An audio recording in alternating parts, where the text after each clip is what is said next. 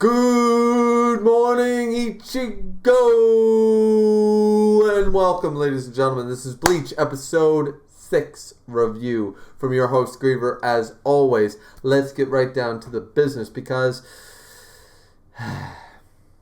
we have the introduction of Kon.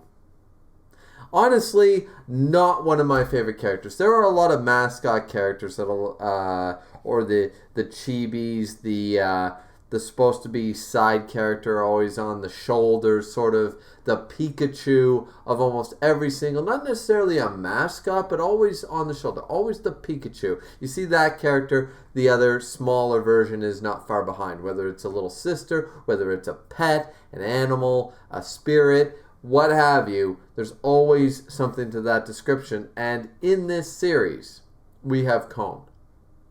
It's one of the faltering points of Bleach, in my opinion, because in all honesty, what we get from this episode is a very honestly kind of horrific backstory. We understand what a modified soul or a mod soul is. Rukia explains this in the later half of the episode. She talks about this. She explains Soul Society started a project, didn't go so well. They were using corpses to fight hollows. Not the best idea in the world. Blah, blah, blah.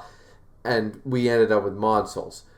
The Soul Society decided, nah, okay, maybe we went too far, and decided basically delete. They pulled a light Yagami and decided delete them. And the problem with that is that they're still souls. They're still people. And we see that in this first episode, especially when Kon, who he will later be known as in Ichigo's body, runs across. He's just happy to be alive. He's happy to be who he is.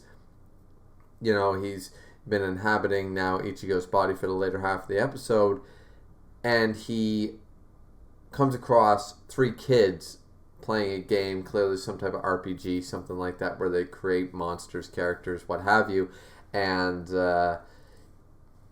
it comes to a point where they're playing this game and says, well, just delete him. No, he's no good. If he's no good for what I said, well, I can delete him and make a better one anyways. And this really affects Kon's mental state because that's exactly what the Soul Society tried to do to him.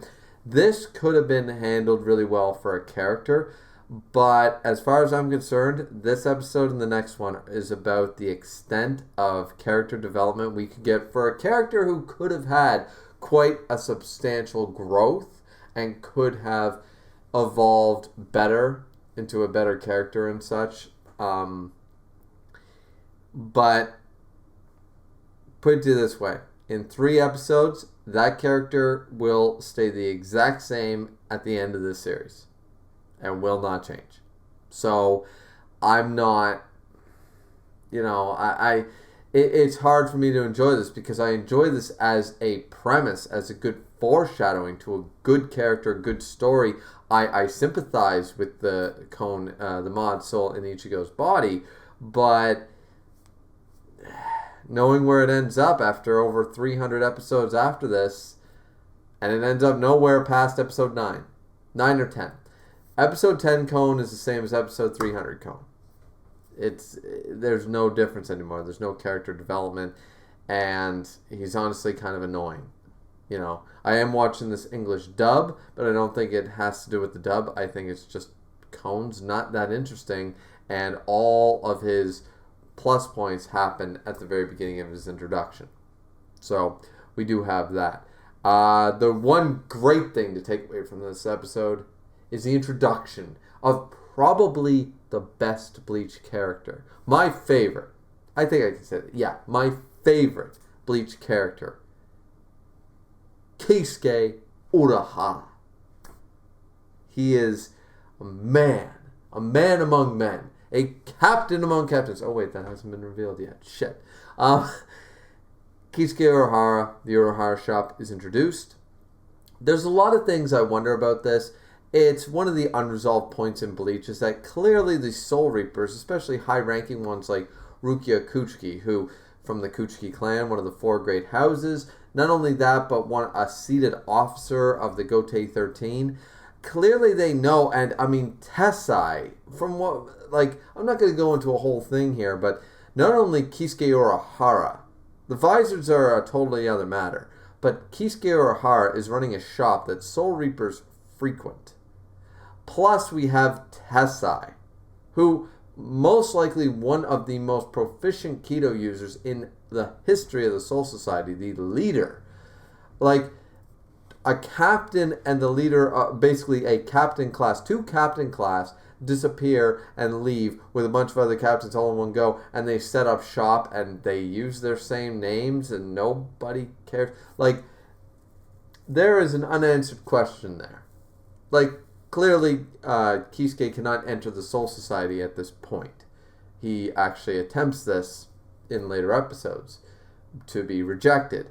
However, the fact of the matter is he's still operating shop fine. They're not trying to take him back to execute him with the Sokyoku. There's just a lot to unravel. There's a lot unanswered about that. Maybe that's been answered in the Bleach light novels. I'm not sure. But I think we got off track a little bit there. Kisuke Urahara, best character in Bleach. So good. So happy he's here. I've been waiting for his introduction. Mr. Hat and Clogs himself. I tip my not Hat and Clogs. I actually did have that hat. Me and my friend did buy a couple of those hats from the dollar store. We found a few of those style hats and we flipped them over. It was a white hat, and then we hot ironed a bunch of green stripes onto it to make the Kisuke Urahara hat for a... We didn't go to a Comic-Con or anything like that, but it was a good cosplay hat, so to speak. So, anyways, no, I think this episode was fine, but the later half almost bored me in a sense after rewatch, knowing that Cone is going to end up flat at the end of the day. So, that's my review of episode 6. Thank you guys for watching so much. Like, comment, subscribe. This has been Griever with Bleach episode 6 review. Stay tuned for episode 7. See you next time.